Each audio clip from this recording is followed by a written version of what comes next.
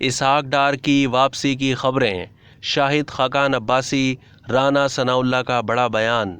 پاکستان مسلم league نون کے senior رہنما شاہد خاقان عباسی نے سینئر نون لیگی رہنما اسحاق ڈار کی وطن واپسی کی خبروں پر کہا کہ اسحاق ڈار اگر وطن واپس آ رہے ہیں تو یہ ان کا ذاتی فیصلہ ہے، پارٹی کا فیصلہ نہیں ہے۔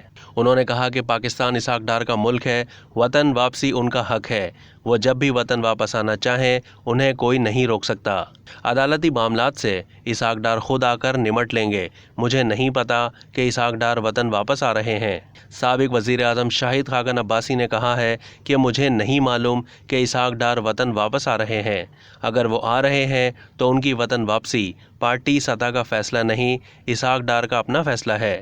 دوسری جانب رانا ثناء اللہ نے کہا کہ اسحاق ڈار جب چاہیں واپس آئیں گے اور جس عہدے پر کام کرنا چاہیں گے کریں گے۔